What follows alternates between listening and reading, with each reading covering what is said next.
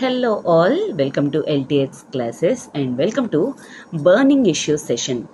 So ఈ particular ఈరోజు సిరీస్లోని ఈ టాపిక్లోని ఏంటి అంటే we shall be going to discuss Israel and Hamzah taluka present issue అనేది ఏం జరుగుతుంది ఏంటి అనేది ప్రతి ఒక్కరికి కూడా తెలుస్తుంది.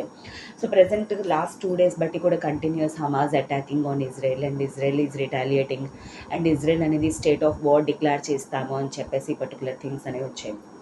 సో ఫస్ట్ ఆఫ్ ఆల్ ఇది అసలు దీని గురించి, అసలు హమాజ్ ఎందుకు అటాక్ చేస్తున్నారు ఇజ్రాయెల్కి, ఇజ్రాయెల్ ఎందుకు రిటాలియేట్ చేస్తుంది, అసలు ఏం జరిగింది హిస్టరీ అంతా కూడా we shall be going to discuss each and everything in detail today అనమాట. ఓకేనా? సో ఈ పర్టికులర్ సెషన్ని డీల్ చేయబోతుంది శాంతి మేడం.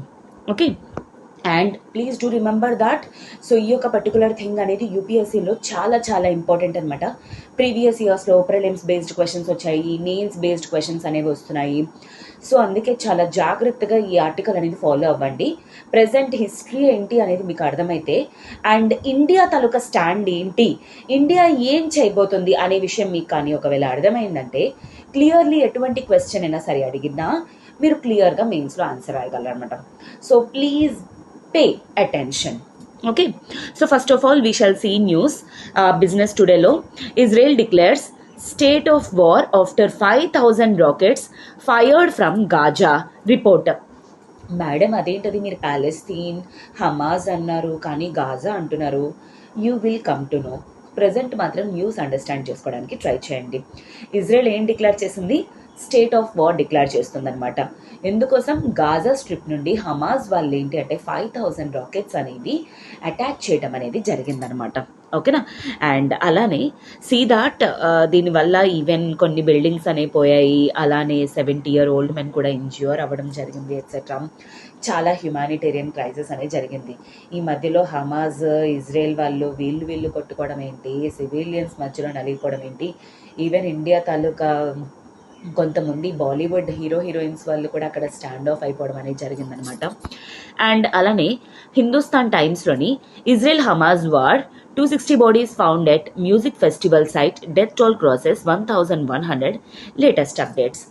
సో యాక్చువల్లీ ఎంతమంది చనిపోయారు ఏంటి కంటిన్యూస్ ఈ అప్డేట్స్ అనేవి రావడమే జరుగుతుంది అలాగా. సో కంటిన్యూస్ ఐ థింక్ మీరు అందరూ కూడా ఫాలో అవుతూనే ఉంటారు, అలాగ అప్డేట్స్ అవి వస్తూనే ఉంటాయి. Present as of now it is been like around 5,000 to 7,000 rockets అనేవి హమాజ్ గ్రూప్ వాళ్ళు గాజా స్ట్రిప్ నుండి యాక్చువల్లీ వాళ్ళు రాకెట్ ఫైర్ చేయటం అనేది జరిగింది. And at the same time అక్కడ డెత్ టాల్ అనేది టోటల్ ఆల్మోస్ట్ 1,000 ఎన్నో క్రాస్ అయిపోయినట్టు కూడా జరిగింది. యాజ్ ఆఫ్ నో అది ఓల్డ్ అనమాట, అంటే లైక్ October 9th అనమాట. లైక్ డెత్ టాల్ చాలా వరకు ఇంక్రీజ్ అయిపోవడం అనేది జరిగింది. సో ఇంత కాంటెక్స్లో అసలు first of all we shall be going to see history అనమాట. అసలు ఇజ్రాయెల్ ప్యాలెస్తీన్ తాలూకా ఇష్యూ ఏంటి, మేడం గాజా అంటున్నారు, ప్యాలెస్తీన్ అంటున్నారు, హమాజ్ అంటున్నారు, ఒక్కొక్క వర్డ్ ఒక్కొక్కసారి యూజ్ చేస్తున్నారు. You will come to know నేను ఎందుకు ఈ వర్డ్స్ మారుస్తున్నాను ఏంటి అనేది you will slowly come to know. Okay, so but before that ఒక చిన్న అనౌన్స్మెంట్. ఇప్పుడు మన ఎల్టీఎక్స్ క్లాసెస్ వాళ్ళు దసరా ధమాకా ఆఫర్ అనేది ప్రొవైడ్ చేస్తున్నారు. యూపీఎస్సీ ఇన్ఫైనిటీ ఆఫ్లైన్ కోర్స్ అనమాట, వైజాగ్లోని క్లాసెస్ అనేవి జరుగుతున్నాయి. సో దీని మీద దసరా ఆఫర్ అనేది 25,000 ఫ్లాట్ ఆఫర్ అనేది ప్రొవైడ్ చేస్తున్నారు. లైక్ 1,00,000 రూపీస్ ఫీజ్ అనేది ఫ్లాట్ 25,000 తోటి మీకు 75,000 రూపీస్కి రావడం జరుగుతుంది. That with life time validity opportunity. And దీని తాలూకా అంటే ఈ ఫీ ఆఫర్ అనేది మీకు కేవలం 15th October వరకు మాత్రమే ఉండబోతుంది. అండ్ మీకు దీనికి రిలేటెడ్ ఏమైనా ఇన్ఫర్మేషన్ కావాలి అనుకుంటే కాల్ 7893899553 ఈ నెంబర్ కాల్ చేస్తే మీ డౌట్స్ అనేవి క్లియర్ చేసుకొని త్వరగా జాయిన్ అయ్యే ప్రయత్నం అనేది చేయండి. అలానే ఎవరైతే ఆఫ్లైన్ కోర్స్ అనేది తీసుకుంటున్నారో మీకు ఫ్రీ ఆన్లైన్ యాక్సెసిబిలిటీ అనేది కూడా ఉంటుందన్నమాట. ఎప్పుడైనా మీరు డైరెక్ట్ క్లాసెస్కి అటెండ్ అవ్వలేకపోతే ఆన్లైన్ క్లాసెస్ కూడా మీరు వినుకోవచ్చు.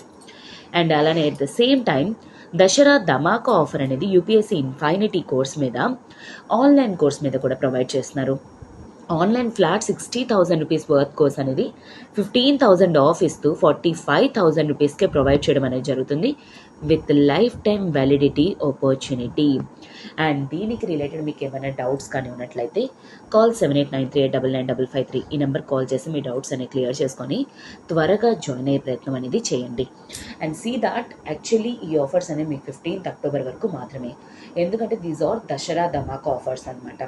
సో ఎవరైతే మీకు యూపీఎస్సీ అనేది డ్రీమ్ అనుకుంటున్నారో, క్లియర్ చేయాలనుకుంటున్నారో, వీటిల్ని త్వరగా మీరు కోర్సెస్ జాయిన్ అయ్యి మీరు మీ ప్రిపరేషన్ని స్పీడప్ చేయడానికి ట్రై చేయండి. ఓకేనా? So okay students, now we shall move to the present issue అనమాట. So before understanding that issue you must know what is Gaza, what is అసలు ప్యాలెస్తీన్ అంటే ఈరోజు ఏంటి, ఇజ్రాయెల్ అనేది ఏంటి, ఈ ఫస్ట్ ఆఫ్ ఆల్ ఈ జాగ్రఫికల్ నాలెడ్జ్ అనేది తెలుసుకోండి. ఎందుకంటే ఇట్ ఈస్ టోటలీ ఈ ఇజ్రాయెల్ ప్యాలెస్తీన్ ఇష్యూ అంతా కూడా Jio political issue along with a communal issue. Jio political issue అంటే ఏంటి? బేసికల్లీ ఇదంతా కూడా ఒక ప్లే గేమ్ అనమాట. బిట్వీన్ దిస్ వెస్ట్రన్ డెవలప్డ్ కంట్రీస్కి మధ్య జరుగుతున్న ఒక గేమ్ వల్ల యాక్చువల్లీ ఇజ్రాయెల్ ప్యాలెస్తీన్ ప్రజెంట్ ఏదైతే ఉందో అవి వాళ్ళు సఫర్ అవుతుండడం అనేది జరుగుతుంది, especially civilians. And communal issue అంటే ఏంటి? వాట్ ఎవర్ దిస్ ఏదైతే ఉందో గాజా స్ట్రిప్ ఏదైతే ఉందో, అంటే ఈ ప్యాలెస్తీన్లో ఎవరైతే ఉన్నారో వాళ్ళు డామినేటెడ్ బై అరబ్స్ అనమాట. అరబ్స్ ఆర్ సున్నీ ముస్లిమ్స్ అనమాట. వేరాస్ ఇజ్రాయెల్లో ఉన్న వాళ్ళందరూ కూడాను వాళ్ళు ఏంటి అంటే జూయిష్ అనమాట. యాజ్ లైక్ ఇప్పుడు మనకి పాకిస్తాన్కి ఏ విధంగా అయితే ఈ ముస్లిమ్స్ అండ్ హిందూస్ అనే ఇష్యూస్ అనేది ఎలా అయితే ఉందో, అట్ ద సేమ్ టైం ఈ అరబ్ సున్నీస్కి అండ్ ఈ ఇజ్రాయెల్ జూయిష్కి మధ్య జరుగుతున్న ఇష్యూ అనమాట. ఓకేనా? So this is a geo political issue along with that a communal issue అనమాట. బేసికలీ దిస్ ఈజ్ లైక్ ఎలా చెప్పొచ్చు, వెస్ట్రన్ కంట్రీస్ కానీ డెవలప్డ్ కంట్రీస్ కానీ ప్లే చేస్తున్న ఒక గేమ్ అని కూడా అనుకోవచ్చు, more than that. Okay, so we shall see first of all geography related. ఇక్కడ మీకు ఏదైతే కనిపిస్తుందో నేను బార్డర్ గీస్తున్నాను చూడండి. దిస్ బ్లూ కలర్లో నేను ఏదైతే పెడుతున్నానో this all consist of both Israel and Palestine. ఇప్పుడు చూడండి రెడ్లో మీకు మార్క్ చేస్తాను. So this is considered as, ఇది వచ్చేసరికి గాజా స్ట్రిప్ అండ్ ఇది వచ్చేసరికి వెస్ట్ బ్యాంక్. మేడం అదేంటి మేడం మీరు వెస్ట్ బ్యాంక్ అంటున్నారు, అది ఈస్ట్లో కూడా ఉంది కదా. So if you observe here ఒక జోర్డాన్ రివర్ అనేది పాస్ అవుతుంది, అలాంగ్ విత్ దట్ ఇక్కడ డెడ్ సీ అనేది ఉంది. ఎస్పెషల్లీ జోర్డాన్ రివర్కి కానీ డెడ్ సీకి కానీ లెఫ్ట్ సైడ్ ఉండడం వలన దీన్ని ఏమంటున్నారు, వెస్ట్ బ్యాంక్ అని చెప్పేసి అంటున్నారు. అండ్ గాజా స్ట్రిప్ అనేది యాక్చువల్లీ మెడిటరేనియన్ సీని టచ్ చేస్తూ ఉండింది. అండ్ పైన వచ్చేసరికి Lebanon, Syria and Jordan, Egypt, this is all Sinai peninsula. And ఇది వచ్చేసరికి నెగేవ్ అనేది డెజర్ట్ అనేది ఉంది, ఎట్సెట్రా అనమాట. So this is what the geography. And ఇక్కడ మీరు ఒకవేళ అబ్జర్వ్ చేస్తే గొలాన్ హైట్స్ కూడా ఉన్నాయి. ఈ గొలాన్ హైట్స్ అనేవి actually it is under the control of present as of now Israel కంట్రోల్లో ఉంది. బోత్ సిరియాకి ఇజ్రాయెల్కి చాలా ఇంపార్టెంట్ పార్ట్ అనమాట ఈ గొలాన్. దీని మీద కూడా 2015లోని ప్రిలిమ్స్లో యూపీఎస్సీ క్వశ్చన్ అనేది అడగడం జరిగింది ప్రిలిమ్స్లోని. Okay, so this is what you need to know అనమాట. అయితే ఈ ఇజ్రాయెల్ అనేది అంటే ఇప్పుడు లైక్ ఇజ్రాయెల్ ప్యాలెస్తీన్ అనేది సంవత్సరాలు బట్టి ఇలా ఉండేది కాదు. యాక్చువల్లీ బిఫోర్ 1947 అండ్ ఆఫ్టర్ 1947 చాలా చేంజెస్ అనేవి జరిగాయి అనమాట. ఆ చేంజెస్ ఏంటి అనేది చూద్దరు. First of all this geography concern మీకు ఐడియా ఉంటుంది అనుకుంటున్నాను. దీని బేస్డ్ నేను లాస్ట్లో ఒక క్వశ్చన్ అనేది ఫ్రేమ్ చేస్తాను which you need to answer also. Okay, so see Palestine ఏ విధంగా లాస్ అయిపోయింది అనేది చూడండి ప్రెజెంట్ వరకు కూడాను. అంత మాత్రాన లైక్ డోంట్ థింక్ లైక్ అంటే మీరు ఒక డయాగ్రామ్ అనేది చూసి ఒక పిక్చర్ అనేది చూసి ఒక సైడ్ ఆర్గ్యుమెంట్ అనేది విని మీరు జడ్జ్మెంట్ తీసేసుకోకండి. First of all total concept అంతా వినండి, అప్పుడు ఎవరు తప్పు ఉంది ఎవరు తప్పులేదు ప్రెజెంట్ ఏం జరుగుతుంది అనేది మీకే అర్థమవుతుంది. But as of now so like 1947లోనమాట లైక్ 5% వరకు కూడాను ఈ వైట్ డామినేటెడ్లో ఎవరైతే ఉన్నారో ఇజ్రాయేలీ వాళ్ళు అనమాట, అంటే జూయిష్ సెటిల్మెంట్స్. గ్రీన్ కలర్ ఏదైతే ఉందో ఇదంతా కూడా ప్యాలెస్తీన్ సున్నీ అరబ్స్ అనమాట.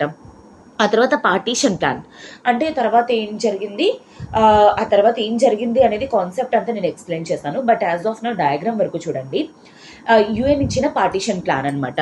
అప్పటికి 55% ఇజ్రాయెల్ కంట్రోల్లోకి అండ్ జస్ట్ ఒక 45% వరకు కూడాను పాలెస్తీన్ కంట్రోల్లోని. అది Gaza Strip and along with the Syria and west bank river, ఇదంతా కూడాను యాక్చువల్లీ వీళ్ళ కంట్రోల్లో ఉండింది. ఆ తర్వాత 1949 నుండి 67 వరకు కూడా ఇక్కడ ల్యాండ్ అనేది పోయింది, ఇక్కడ ల్యాండ్ అనేది రెడ్యూస్ అయిపోయింది, ఇక్కడ ల్యాండ్ అంతా కూడా పోయింది. మొత్తం ఇదంతా కూడా ఇజ్రాయెల్ కంట్రోల్లోకి రావడం జరిగింది. యాజ్ ఆఫ్ నౌ ప్రెజెంట్ వచ్చేసరికి ఏంటి అంటే కేవలం అక్కడక్కడ మాత్రమే వీళ్ళ పార్ట్స్ ఉన్నాయి. గాజా స్ట్రిప్, ఈ గాజా స్ట్రిప్ మీద కంట్రోల్ అనేది ఎవరికి ఉంది? హమాజ్ మీద ఉంది. ఈ హమాజ్ అనే వాళ్ళు యాక్చువల్లీ ఎక్స్ట్రీమిస్ట్ ఆర్గనైజేషన్ లాగా చూస్తారనమాట, మిలిటెంట్ ఆర్గనైజేషన్, ఎక్స్ట్రీమిస్ట్ ఆర్గనైజేషన్ లాగా. ఓకే, ఎందుకంటే ఈవెన్ మీకు ఇప్పుడు ఒకవేళ అబ్జర్వ్ చేసినట్లయితే గాజా స్ట్రిప్ నుండి అని చెప్పాను, హమాజ్ అటాక్ చేశారని చెప్పాను ఇజ్రాయెల్ మీదకి.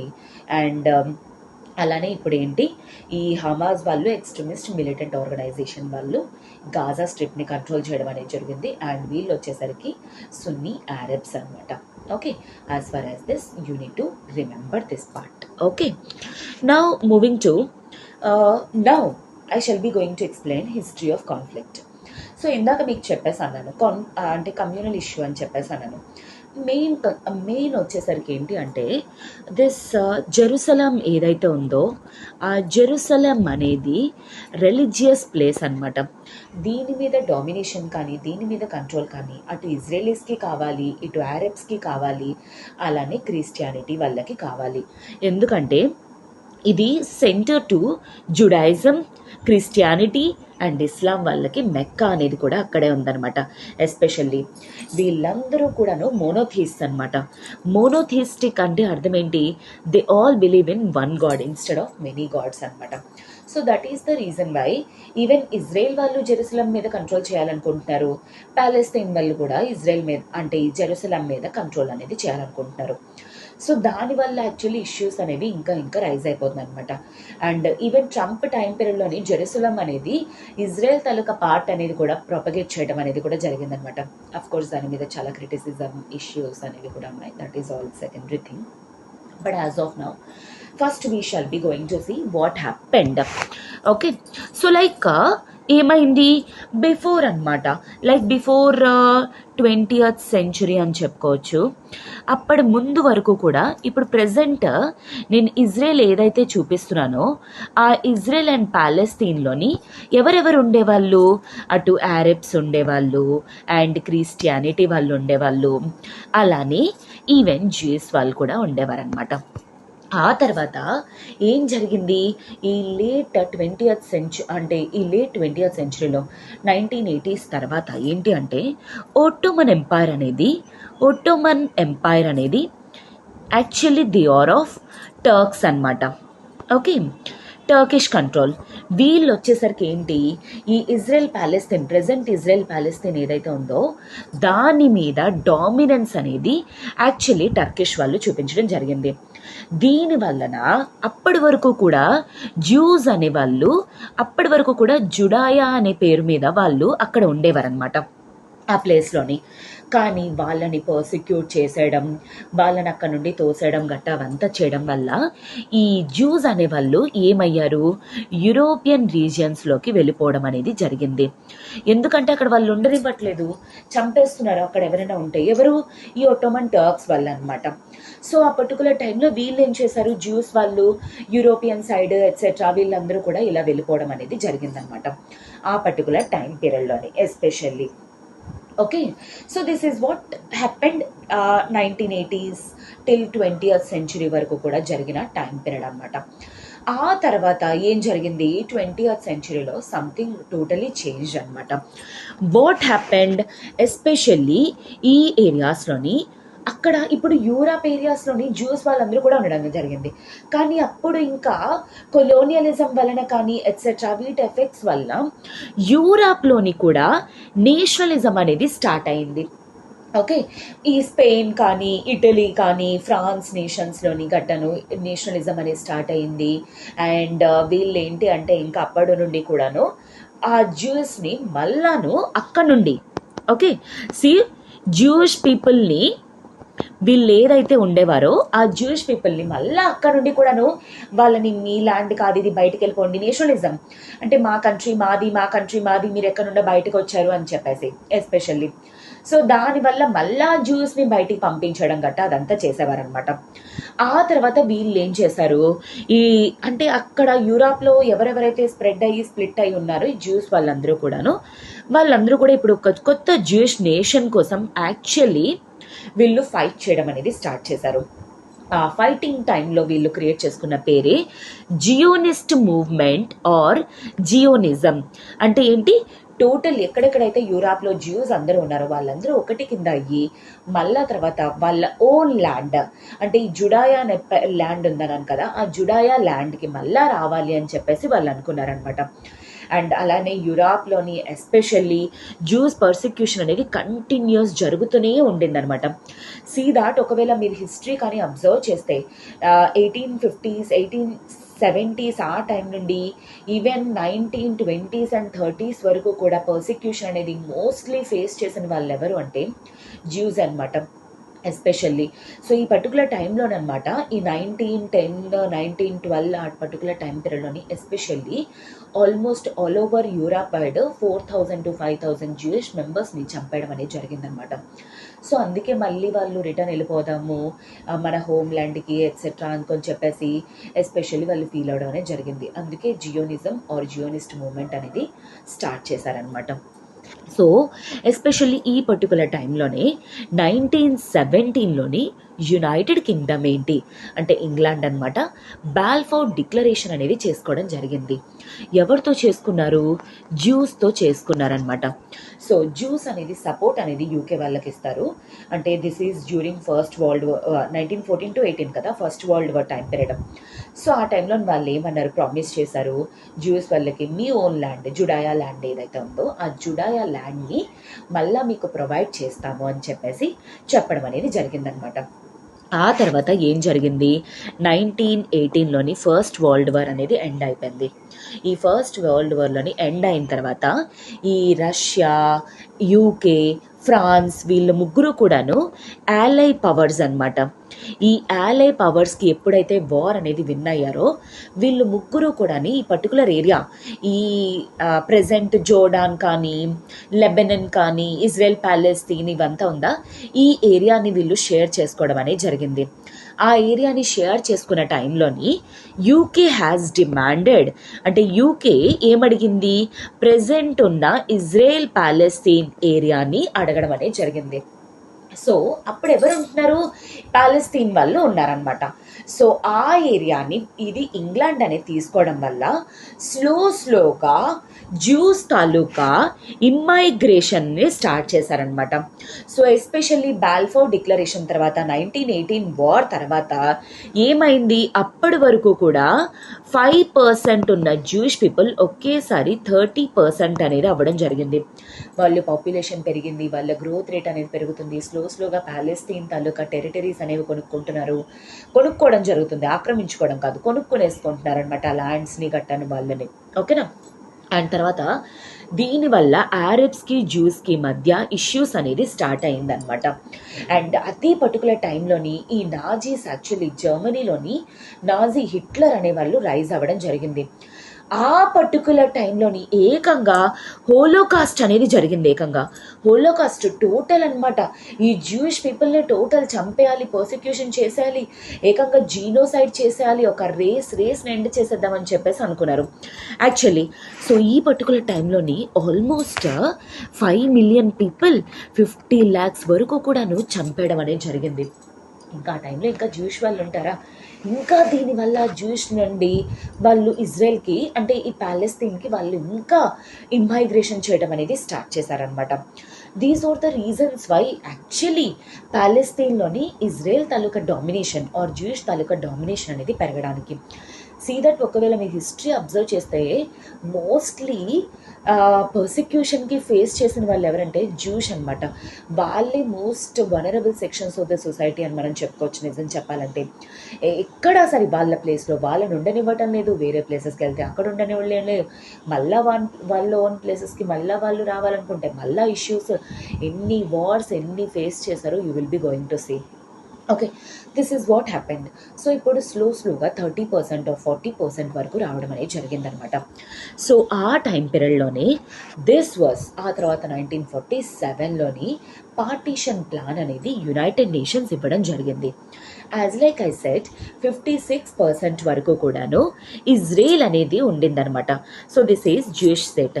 చూడండి, ఈ రెండు వైట్ కలర్ అంటే ఈ ఆరెంజ్ కలర్ ఏదైతే ఉందో అబ్జర్వ్ చేస్తే this is just Palestine Arab state, and whereas ఈ గ్రీన్ అంతా కూడా వచ్చేసరికి జూయిష్ స్టేట్ అనమాట. ఆల్మోస్ట్ వీళ్ళు వచ్చేసరికి 56% ఆఫ్ ద టెరిటరీ, అండ్ వీళ్ళది వచ్చేసరికి 44% టెరిటరీ అనేది ఉండడం జరిగింది. కానీ రిమెంబర్ దట్ పార్టీషన్ ప్లాన్ అనేది జెరూసలంని మాత్రం ఎవరు కంట్రోల్ చేస్తారు? యుఎన్ అనేది కంట్రోల్ చేస్తుంది అని. అండ్ ఈ పార్టీషన్ ప్లాన్కి బ్యాకప్ ఉన్నది ఎవరు? Both UK and US. వాళ్ళ తాలూకా ఇంట్రెస్ట్ కోసం అని చెప్పేసి ఈ యొక్క పార్టీషన్ ప్లాన్ని, ఎస్పెషల్లీ ఎందుకంటే ఈ అరబ్స్కి అగెయిన్స్ట్ అనమాట, అటు యూకే కానీ ఇటు ఇజ్రాయెల్ అటు యుఎస్ కానీ.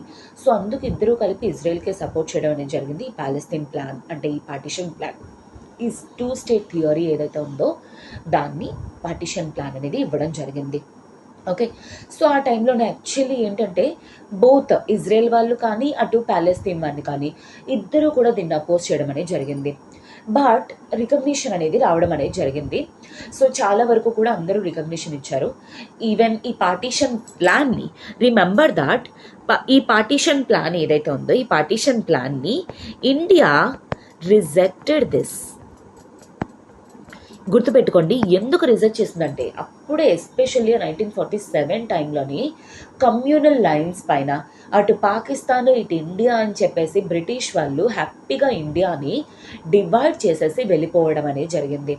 సో ఈ యొక్క పర్టికులర్ టైంలోని ఒకవేళ అలాంటివి కానీ జరిగితే సిచ్యువేషన్స్ అనేవి ఏ విధంగా ఉంటాయి అనేది ఇండియాకి తెలిసి మళ్ళీ అదే కమ్యూనల్ లైన్స్ పైన డివైడ్ చేస్తే వాళ్ళు ఇంకా ఇష్యూస్ ఫేస్ చేస్తారు అనే కాంటెక్స్లోని ఇండియా ఈ ప్లాన్ని రిజెక్ట్ చేయడం అనేది జరిగిందనమాట. But anyways one thing you need to remember, 1950లోని మళ్ళా ఇండియా హ్యాస్ యాక్సెప్టెడ్ అనమాట ఇజ్రాయెల్ తాలూకా presence or Israel as a country కింద యాక్సెప్ట్ చేయడం అనేది జరిగింది. కానీ టిల్ 1992 వరకు కూడా ఇండియా ఎప్పుడూ కూడా ప్రో ప్యాలెస్తైన్ అంటే అర్థం ఏంటి? ప్యాలెస్తైన్కి సపోర్ట్గానే ఉండేదన్నమాట. ప్రతిసారి కూడా యునైటెడ్ నేషన్స్ ఏదైనా అగెయిన్స్ట్గా ప్యాలెస్తైన్కి ఇచ్చిన దానికి ఓట్ అంటే ఆపోజిట్గా వేయడం కానీ, క్రిటిసైజ్ చేయడం కానీ, రిజెక్ట్ చేయడం కానీ ఇవన్నీ కూడా చేస్తూ ఉండేదన్నమాట. I will tell you at the end of the day India taluka policy అనేది ఈ విధంగా షిఫ్ట్ అయింది etcetera. But as of now this is what. Okay, ఆ తర్వాత ఇద్దరు కూడా రిజెక్ట్ చేయడం అనేది జరిగింది. ఆ టైంలోనే అందుకే ఈ అరబ్ ఇజ్రాయెల్ వార్ ఏదైతే ఉందో 1948-49 టైం పీరియడ్లోని అరబ్ ఇజ్రాయెల్ వార్ అనేది స్టార్ట్ అయిందనమాట. ఈ అరబ్స్కి సపోర్ట్గా ఈజిప్ట్, సిరియా, ఇరాక్, ట్రాన్స్జోర్డన్ ఇవన్నీ కలిపి ఇజ్రాయెల్ మీద అటాక్ చేయడం అనేది జరిగింది. సో ఇన్ని నేషన్స్ అప్పుడప్పుడే ఫార్మ్ అయిన ఇజ్రాయెల్ నేషన్ అయినా సరే ఈ అన్నిటికీ కూడా అటాక్స్ని ఓడించి ఇజ్రాయెల్ వార్ అనేది విన్ అయిందనమాట. అండ్ ఈ విన్ అవ్వడంతో తన బౌండరీస్ అనేది ఇంకా ఎక్స్టెండ్ చేసుకోవడం అనేది జరిగింది. సో అప్పుడు ఇంకా వీళ్ళు తిరిగి రిటాలియేట్ అనేది చేయటం వల్ల అరబ్స్ ఆల్మోస్ట్ ఒక 7 lakhs మెంబర్స్ వేరే వేరే ప్లేసెస్కి వెళ్ళిపోవడం అనేది జరిగింది. అండ్ గాజా స్ట్రిప్ ఏదైతే ఉందో మెడిటరేనియన్ పక్కన ఉందన్నాను కదా గాజా స్ట్రిప్, ఆ గాజా స్ట్రిప్ని ఈజిప్ట్ తీసేసుకుంది అండ్ వెస్ట్ బ్యాంక్ని జోర్డాన్ తీసుకుంది. So this is where actually no more Palestine is there. Okay, as of now Gaza 1947 partition plan కోసం, సీ దిస్, ఈ పార్టీషన్ ప్లాన్ ప్రకారం ఈ గాజా స్ట్రిప్, ఈ వెస్ట్ బ్యాంక్ కానీ గాజా స్ట్రిప్ కానీ actually sorry this is all Israel, ఈ West Bank కానీ Gaza Strip కానీ పాలెస్తీన్ కంట్రోల్లో ఉండేది. కానీ ఏమైంది, ఈ అరబ్ ఇజ్రాయెల్ వార్ తర్వాత ఏమైంది, టోటల్ పాలెస్తీనే లేదు, గాజా స్ట్రిప్ని అటు ఈజిప్ట్ తీసేసుకుంది, వెస్ట్ బ్యాంక్ని జోర్డన్ కంట్రోల్ చేసుకోవడం అనేది జరిగింది. ఇప్పుడు no more Palestine is there అనమాట, అర్థమైందా? So this is where happened. అయితే నెక్స్ట్ వచ్చేసరికి మళ్ళా తర్వాత అప్పుడు హ్యూమిలియేషన్ అనమాట, ఎందుకంటే ఓడిపోయారు కదా ఈజిప్ట్ వాళ్ళు కానీ జోర్డాన్ వాళ్ళు కానీ వీళ్ళందరూ కూడాను. మళ్ళీ అగైన్ 1967లోని వార్ అనేది 6 Day వార్ అనేది జరిగింది. This is the most important war in the history అనమాట. ఇజ్రాయెల్ పాలెస్తీన్ తాలూకా మెయిన్ కాన్ఫ్లిక్ట్స్లో కానీ హిస్టరీలో కానీ this is one of the important phase కింద మనం చెప్పుకోవచ్చు. ఎందుకంటే ఈ యొక్క పర్టికులర్ 6 Day వార్లోని ఇజ్రాయెల్ ఈజిప్ట్ని, జోర్డన్ని, సిరియాని మొత్తం వీటన్నిటిని కూడా అటాక్ చేసింది, ఓడించేసింది అనమాట. అండ్ తర్వాత సిరియా నుండి గొలాన్ హైట్స్ తీసుకోవడం జరిగింది, Gaza and Sinai peninsula from Egypt, Jordan నుండి వెస్ట్ బ్యాంక్, తర్వాత టోటల్ అరబ్ నేషన్స్ అన్నిటికీ కూడా హ్యూమిలియేషన్. అండ్ ఇజ్రాయెల్ తాలూకా ఏరియా ఏ విధంగా పెరిగిందో చూడండి. This is such an advance nation. So see before war అనమాట 1967 ముందు జస్ట్ దిస్ ఎల్లో కలర్లో ఏదైతే స్ట్రిప్స్తో ఏదైతే ఉందో అదే ఇజ్రాయెల్. కానీ ఇప్పుడు చూడండి, almost this all area now belongs to Israel. So ఈ విధంగా ఈ 1967 తాలూకా వార్లోని యాక్చువల్లీ ఏంటంటే ఇజ్రాయెల్ తన డామినేషన్ని కానీ తన పవర్ని కానీ తన కెపాసిటీని కానీ షోకేస్ చేసుకోవడం అనేది జరిగింది.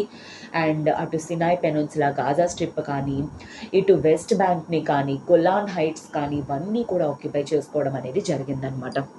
ఓకేనా? So now Israel has most dominant capacity అనమాట ఈ యొక్క పర్టికులర్ ఈ వెస్ట్ ఏషియాలో అనమాట. ఆ తర్వాత 1973లోని యోమ్ కిపూర్ వార్ అనేది జరిగింది. This is one of the festivals of Israel వాళ్ళదనమాట. ఇప్పుడు మనం దసరా, దివాలి అని ఎలా అంటున్నామో అలాగా యోమ్ కిపూర్ వార్ అనేది ఇజ్రాయెల్ తాలూకా వన్ ఆఫ్ ద ఫెస్టివల్ అనమాట. ఈ యోమ్ కిపూర్ వార్లోని యాక్చువల్లీ ఏంటి అంటే Egypt and Syria Sinai peninsula కానీ గొలాన్ హైట్స్ కానీ యాక్చువల్లీ ఇజ్రాయెల్ నుండి బ్యాక్ చేసుకుందామని ట్రై చేసింది. బట్ స్టిల్ ఆ రెండింటిని క్రష్ చేసేసింది ఇజ్రాయెల్ అనమాట. బట్ ఎనీవేస్ తర్వాత ఈజిప్ట్ తోటి టాక్స్ అనేవి స్టార్ట్ చేసింది అనమాట. ఎందుకంటే ఇంటర్నేషనల్ వైడ్ తనకి రికగ్నిషన్ అనేది వెరీ ఇంపార్టెంట్ ఇజ్రాయెల్కి. సో అందుకని చెప్పేసి ఈజిప్ట్ తోటి టాక్స్ అనేవి చేసుకున్న తర్వాత క్యాంప్ డేవిడ్ అకార్డ్స్ అనేవి చేసుకోవడం జరిగింది. ఎక్కడ? యునైటెడ్ స్టేట్స్ ఆఫ్ అమెరికాలోని. అయితే దీని ప్రకారంగా సినాయ్ పెనిన్సులా ఈజిప్ట్కి ఇచ్చేసింది. దానికి బదులుగా ఈజిప్ట్ ఏం చేసింది, ఇజ్రాయెల్ స్టేట్ని రికగ్నైజ్ చేయడం అనేది జరిగింది. So first Arab nation to recognise Israel is or was Egypt. This is one of the most important phases Israel తాలూకా రికగ్నిషన్లో అనమాట. ఓకేనా? ఎందుకంటే అప్పటి వరకు కూడా అన్ని నేషన్స్ రికగ్నైజేషన్ చేసినా సరే అరబ్ నేషన్స్ ఏవి కూడా ఇజ్రాయెల్ని రికగ్నైజ్ చేయలేదు. కానీ first Arab nation to recognise అనమాట. సినాయ్ పెనిన్సులా బ్యాక్కి చేసుకొని అంటే ఈజిప్ట్ మళ్ళీ తీసేసుకొని మళ్ళా తిరిగి వాళ్ళు రికగ్నిషన్ ఇజ్రాయెల్ తాలూకా రికగ్నిషన్ని ఇవ్వడం జరిగింది. బట్ గొలాన్ హైట్స్ మాత్రం సిరియాకి ఇవ్వలేదు. Remember that even west bank అనేది కూడా still with the hands of Jordan కంట్రోల్లో లేదు, దీని కంట్రోల్లోనే ఇజ్రాయెల్ కంట్రోల్లోనే ఉండిందనమాట. ఓకే, దీనికి గాను ఏం జరిగిందంటే ఈ పర్టికులర్ టైం పీరియడ్లో ఇంకొక చిన్న థింగ్ అనేది జరిగింది. ఏంటి అంటే this is one of the important points. Actually 1964లోనమాట పాలెస్తైన్ లిబరేషన్ ఆర్గనైజేషన్ అనే గ్రూప్ అనేది ఫార్మ్ అయింది. ఎందుకంటే ఇప్పుడు పాలెస్తైన్ ఈజ్ నో మోర్, అంతా కూడా ఇప్పుడు ఏముంది, అంతా కూడా still in the hands of either Egypt or Israel మాత్రమే.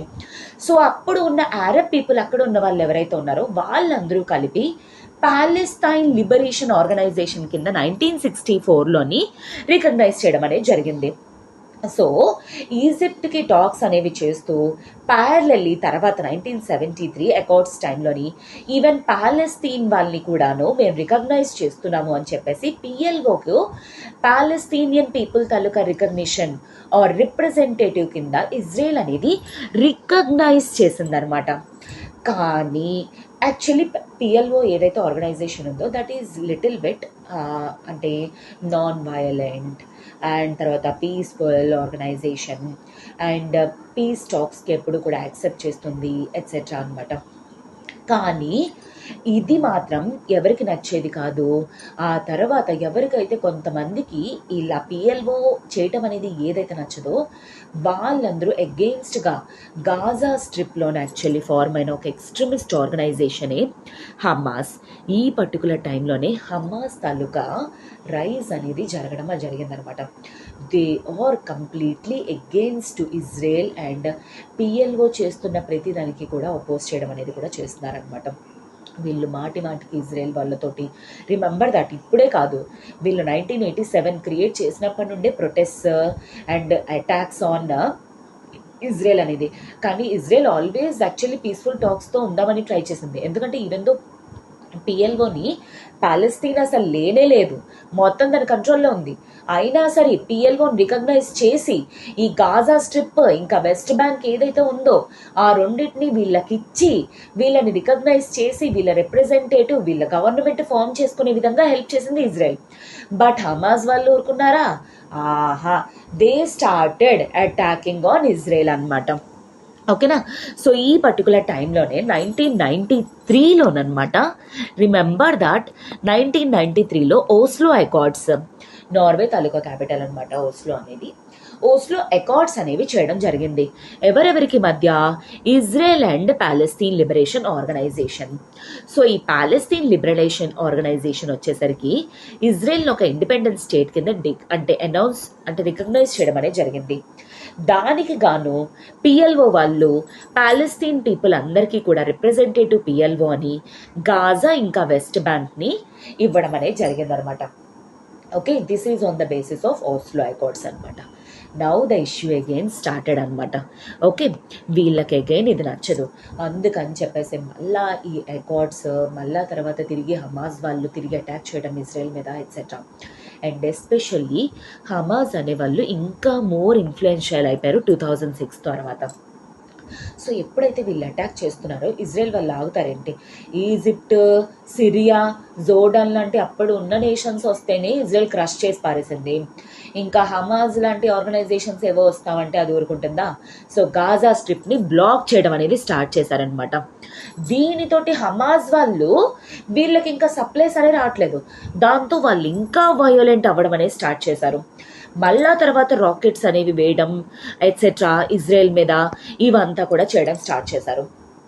దీని తర్వాత that is not the end అనమాట. అప్పుడే కాదు, 2006లోనే కాదు, 2008లోని, 12లోని, 2014, 2021 అండ్ వార్స్ కంటిన్యూడ్ అని రాశాను. ఎందుకు? Because now what ever happening in 2023 very recently, this is October month, continuous 2 days బట్టి జరుగుతుంది. And Israel now has declared what state of war అని డిక్లేర్ చేసింది.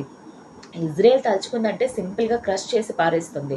బట్ స్టిల్ హమాస్ వాళ్ళు ఏంటి అంటే because of its militant organization, because of extremist తాలూకు ideologies తోటి actually అనవసరంగా ఇజ్రాయెల్ వాళ్ళతోటి ఇష్యూస్ అనేవి రైజ్ చేసుకుంటున్నారనమాట. So this is what happening అనమాట. This is what history. ఏ విధంగా ఎప్పుడు ఇది లిటరలీ చెప్పాలంటే 1980s ఆ టైం నుండి స్టార్ట్ అయ్యి ఈ రోజుకి కూడా కంటిన్యూ అవుతున్న ఒక కాన్ఫ్లిక్ట్. మెయిన్ అసలు ఒట్టోమన్ టర్క్స్ వల్ల వచ్చింది. ఆ ఒట్టోమన్ టర్క్స్ కానీ వాళ్ళని అక్కడ ప్రశాంతంగా ఉండనిచ్చినట్లయితే ఈరోజు అరబ్స్ కానీ టర్క్స్ కానీ లేకపోతే వీళ్ళందరూ కూడాను ప్రశాంతంగా ఇజ్రాయెల్ ప్యాలెస్తీన్లో ఉందును. కానీ వాట్ హ్యాపెండ్, ఈ ఒట్టోమన్ టర్క్స్ వచ్చి మొత్తం జ్యూస్ని వాళ్ళ ల్యాండ్ నుండి తోసేసి మళ్ళా తర్వాత నాజీ జర్మనీస్ వల్ల యూకే మళ్ళా ఈ యొక్క పర్టికులర్ థింగ్ని కూడా తనకి ఫేవరబుల్గా వాడుకొని జ్యూస్ని కంట్రోల్లో పెట్టేసుకుంది. జ్యూస్ని కంట్రోల్లో పెట్టుకొని వీళ్ళని ఒట్టోమన్ టర్క్స్ వైపు అగెయిన్స్ట్గా వాడుకోవడం, అరబ్స్కి అగెయిన్స్ట్గా వాడుకోవడం చేసిందనమాట. Always this developed countries use to play అనమాట, సిచ్యువేషన్స్ని వాళ్ళకి ఫేవరబుల్గా వాడుకోవడమే జరుగుతూ ఉండిందనమాట. ఓకేనా. So this is what happen till now అనమాట. అయితే now coming to the important part. అదే ఏంటి అంటే ఇండియా తాలూకా స్టాండ్ అనేది ఏంటి, ఇండియా తాలూకా రోల్ ఏంటి అనేది వెరీ వెరీ ఇంపార్టెంట్ అనమాట.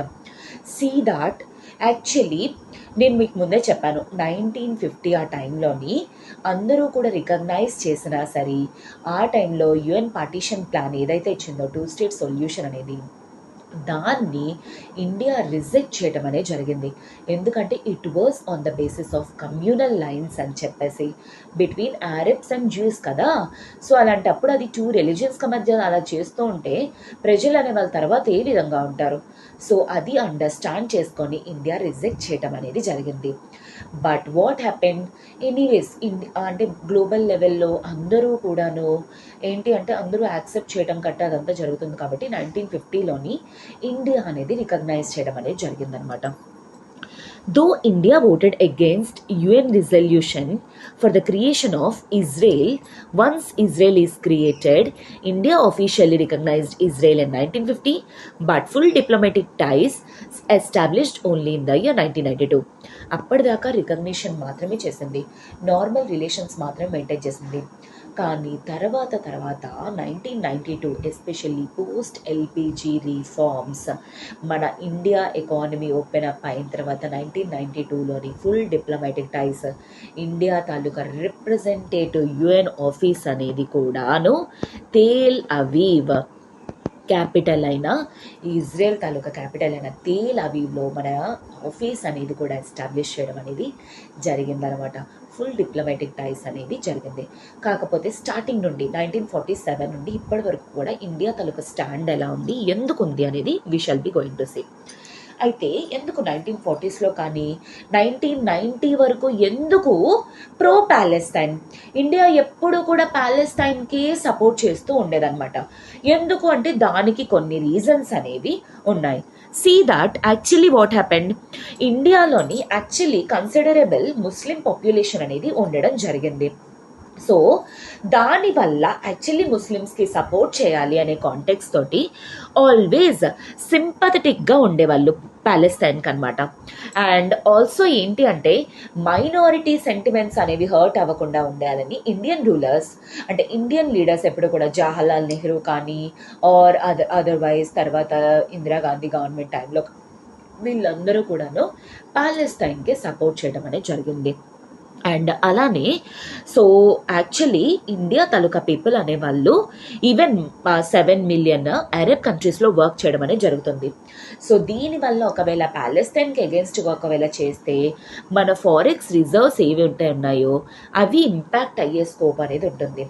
అందుకే మన ఇంట్రెస్ట్ని కూడా చూస్తూ ఇండియా ఎప్పుడు కూడా ప్యాలెస్తైన్కి సపోర్ట్ చేస్తూ ఉండేది.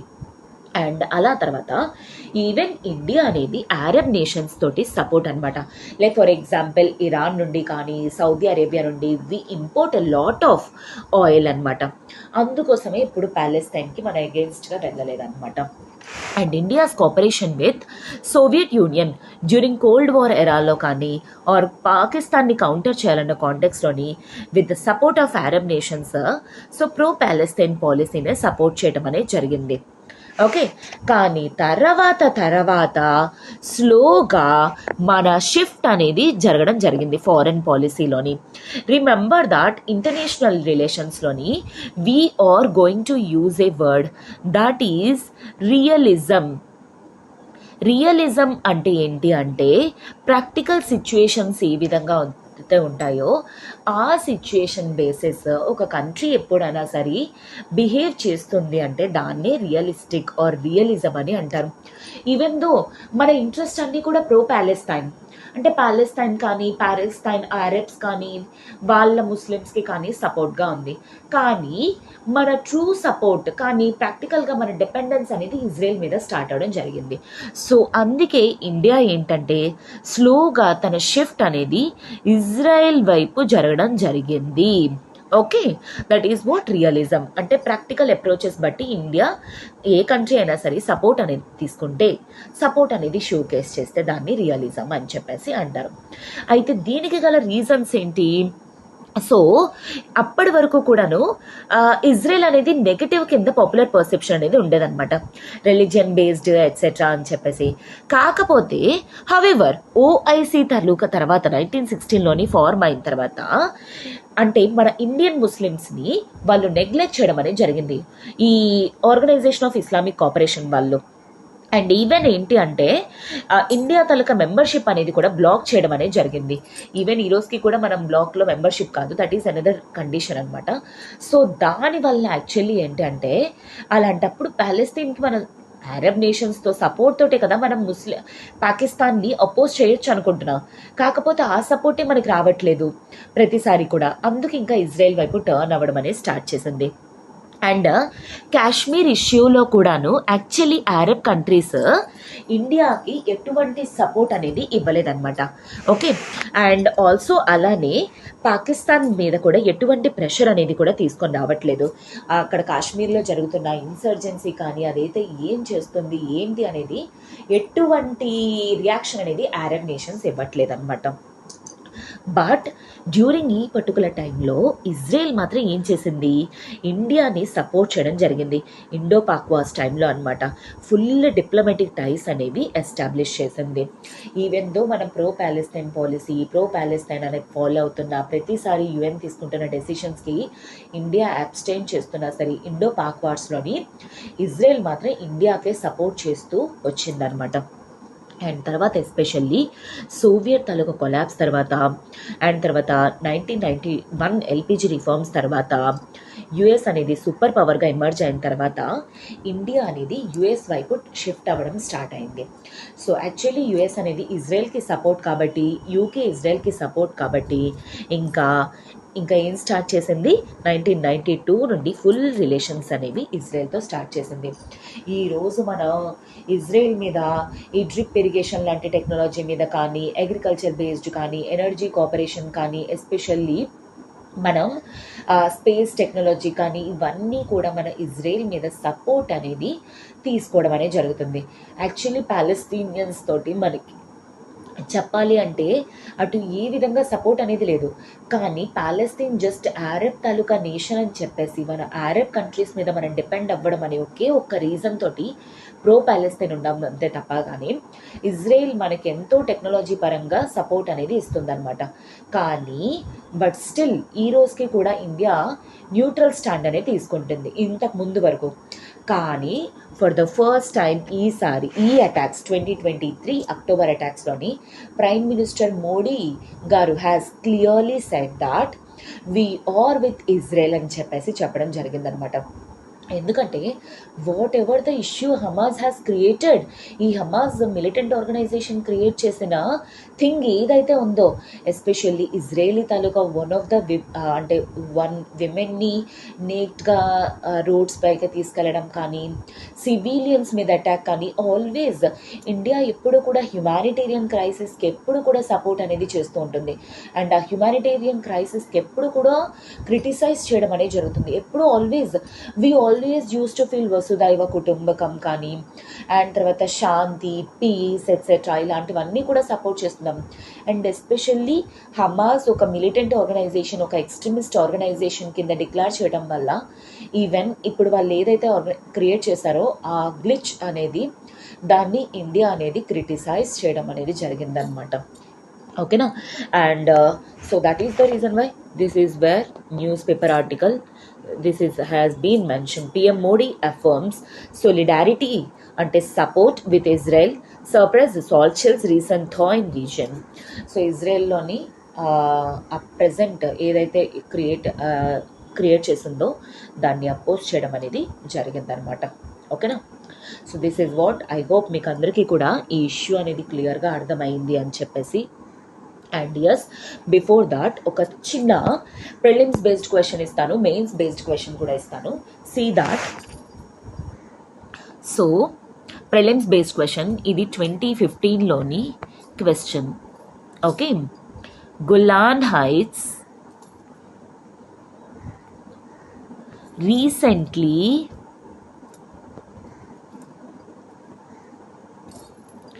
seen in the news located in ఎక్కడ లొకేట్ అయి ఉంది? Option A south east Asia, option B Europe, option C middle east, middle east region. Option D none. Okay, so this is where 2015 తాలూకా prelims question అనమాట. Same question అడగడం జరిగింది గొలాన్ heights మీద. నేను already మీకు ఇందాక డయాగ్రామ్ చూపించినప్పుడు గొలాన్ హైట్స్ అనేది ఎక్కడ లొకేట్ అయింది, ప్రెజెంట్ ఎవరి కంట్రోల్లో ఉంది అనేది కూడా నేను క్లియర్గా ఎక్స్ప్లెయిన్ చేయడం అనేది జరిగింది. ఎట్ ద సేమ్ టైం ఒక మెయిన్స్ బేస్డ్ క్వశ్చన్ ఇస్తాను. ఆ మెయిన్స్ బేస్డ్ క్వశ్చన్ కూడా మనం ఎలా ఎక్స్పెక్ట్ చేయొచ్చు, VC. Okay,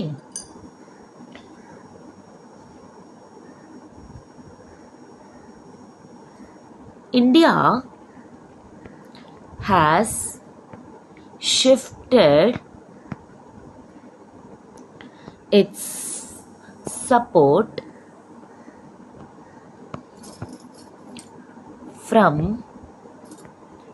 pro-Palestine to Israel. Analyze. So, this is a 15 marks question in international relations. So నేను ఏం అడుగుతున్నాను, ఇండియా అనేది ప్రో ప్యాలెస్తైన్ నుండి యాక్చువల్లీ రీసెంట్లీ ఇజ్రాయెల్ వైపు, ఎందుకంటే దిస్ ఇస్ వాట్ నేను మీకు స్టార్టింగ్ నుండి చూపించాను ఏ విధంగా 1950లో ఇండియా అనేది అంటే 1947 పార్టిషన్ ప్లాన్ ఏ విధంగా క్రిటిసైజ్ చేసింది, and recently prime minister Modi గారు ఏ విధంగా సపోర్ట్ అనేది ప్రొవైడ్ చేశారు, ఇదంతా కూడా నేను మీకు ప్రొవైడ్ చేయడం జరిగింది. ఓకే, సో అండ్ ఈవెన్ ఆ టైమ్స్లో మిడిల్లోని చాలా ఇష్యూస్ అనేవి జరిగాయి అనమాట. హ్యూమన్ రైట్స్ కమిషన్ యాక్చువల్లీ ప్రతిసారి కూడాను ఇజ్రాయెల్ వాళ్ళు కానీ పాలెస్తీన్ వాళ్ళ మీద చేస్తున్న ఇష్యూస్ కానీ, ఇంటర్నేషనల్ క్రిమినల్ కోర్ట్ అనేది ఇంటర్ఫియర్ అవుతుందన్న ప్రతిసారి కూడా ఇండియా ఓటింగ్ వేయకుండా ఉండడం కానీ, దాని మీద అగెయిన్స్ట్గా వేయడం కానీ, ఎప్పుడు కూడా పాలెస్తీన్కి సపోర్ట్గానే ఉండేది. కానీ 2015 తర్వాత నుండి ఫర్ ద ఫస్ట్ టైం అటు పాలెస్తీన్కి సపోర్ట్ కాకుండా ఇటు ఇజ్రాయెల్కి సపోర్ట్ కాకుండా ఓట్ వేయడం అనేది మానేసింది for the first time in the year 2015 అనమాట. ఆ తర్వాత ఇజ్రాయెల్కి సపోర్ట్ చేయడం అనేది జరిగింది. As of now recent Hamas attack తరుక డైరెక్ట్గా ఇండియా అనేది మెన్షన్ చేయడం జరిగింది. అండ్ రీసెంట్లీ టెహ్రాన్ అంటే ఇరాన్ వాళ్ళు యాక్చువల్లీ క్లియర్గా మెన్షన్ చేయడం జరిగింది, హమాస్ ఏదైతే అటాక్ అనేది చేశారో దాంట్లో ఎటువంటి రోల్ అనేది లేదు అని చెప్పేసి. అండ్ ఈవెన్ అలానే అటు రష్యా కానీ లేదా ఇరాన్ నేషన్స్ కానీ యుఎస్ లాంటి నేషన్స్ కానీ ఇవన్నీ కూడా హమాస్ తాలూకా అటాక్స్ని క్రిటిసైజ్ చేయడం అనేది జరిగింది.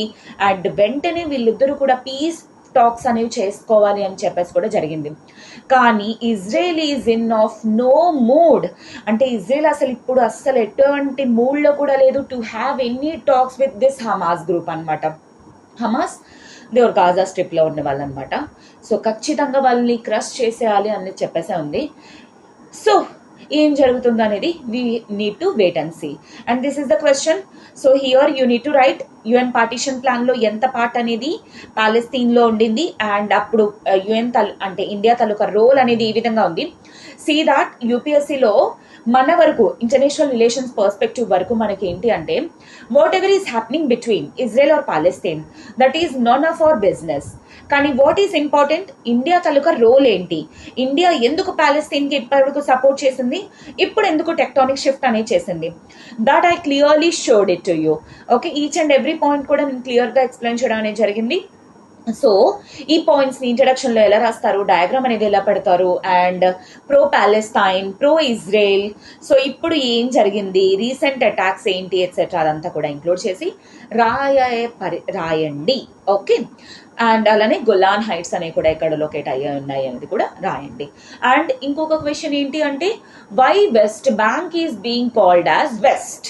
ఓకే, వెస్ట్ బ్యాంక్ని ఎందుకు వెస్ట్ బ్యాంక్ అని పిలుస్తున్నారు, why not just east bank or south or north bank, just that is West Bank ఎందుకు, అక్కడ పక్కన a river or a sea ఉంది అనేది క్వశ్చన్ అనమాట. Okay, this is it for today students. Have a good day, all the very best for your preparation. And current affairs కానీ etcetera ఇలాంటివన్నీ కూడా మీరు ఎంత డెప్త్లోని ప్రతి థింగ్ నేర్చుకొని పర్ఫెక్ట్గా మీరు ఎగ్జామ్కి ప్రిపేర్ అవ్వాలి అనుకుంటే ద అల్టిమేట్ ఆప్షన్ మీకు వచ్చేసరికి ఏంటి అంటే ఎల్టీఎక్స్ క్లాసెస్. ఓకే, సో ఇప్పుడు మన ఎల్టీఎక్స్ క్లాసెస్ వాళ్ళు దసరా ధమాకా ఆఫర్ అనేది యూపీఎస్సీ ఆఫ్లైన్ కోర్స్ వైజాగ్లోని ప్రొవైడ్ చేయడం అనేది జరుగుతుంది. సో ప్రెసెంట్ ఈ అల్టిమేట్ ఆఫ్లైన్ కోర్స్లోని జిఎస్, సిసాట్, టెస్ట్ సిరీస్ అవన్నీ కూడాను 60,000 rupees worth course flat 20,000 Dasara Dhamaka offer కింద మీకు 40,000 రూపీస్కే ప్రొవైడ్ చేయడం అనేది జరుగుతుంది. అండ్ దాంతోపాటు మీకు ఈ కోర్సెస్ తోటి ఫ్రీ ఆన్లైన్ యాక్సెస్ అనేది కూడా వస్తుంది. అండ్ ఈ ఫీ అనేది వచ్చేసరికి మీకు ఏంటి అంటే కేవలం 15th అక్టోబర్ వరకు మాత్రమే. దీని రిలేటెడ్ మీకు ఏమైనా ఇన్ఫర్మేషన్ కానీ ఉన్నట్లయితే కాల్ 7893899553 ఈ నెంబర్ కాల్ చేసి మీ డౌట్స్ అనేవి క్లియర్ చేసుకొని త్వరగా జాయిన్ అయ్యే ప్రయత్నం అనేది చేయండి. And kindly I'm telling you that so మీకోసం బ్యాక్గ్రౌండ్ వర్క్ అనేది చేయడం జరిగింది. And each and everything diagrams తోటి ఏం జరిగింది, రిలీజియన్ ఇష్యూ అనేది ఎలాగా, ఇది కమ్యూనల్ ఇష్యూ అనేది ఎలాగా, లేకపోతే జియో పొలిటికల్ ఇష్యూ అనేది ఎలాగా, స్టార్టింగ్ ఫ్రమ్ 1890s నుండి ఏం జరిగింది, ఇప్పటి వరకు కూడా ఏం జరుగుతుంది అని ఈచ్ అండ్ ఎవ్రీథింగ్ని కూడా నేను పెట్టడం జరిగింది. దట్ వార్ కానీ, అరబ్ ఇజ్రాయలీ వార్ కానీ, 6 days వార్ కానీ, or otherwise Yom Kippur war, Oslo Accords, Camp David Accords, ఇలాంటివన్నీ కూడా మీకు పూర్తి ఇన్ఫర్మేషన్ అనేది నేను ప్రొవైడ్ చేయడం జరిగింది. ఇప్పుడు యూపీఎస్సీలో మీరు ప్రిలిమ్స్లో కానీ మెయిన్స్లో కానీ ఏ క్వశ్చన్ వచ్చినా సరే ఇండియా తాలూకా స్టాండ్ ఏ విధంగా ఎందుకు షిఫ్ట్ అవుతుంది ఏంటి రీజన్స్తో సహా పెట్టడం జరిగింది. సో ఇవన్నీ కూడా please kindly note it down. And if you really like the video please do like it. And కింద కామెంట్ బాక్స్లోని ఆన్సర్ అనేది కూడా షేర్ చేయండి. అలానే మీకు ఈ వీడియో అనేది ఎలా అనిపించిందో కూడా కింద కామెంట్ బాక్స్లో మెన్షన్ చేయండి. So this is it for today students. Have a good day. Take care. All the very best for your preparation. Take care.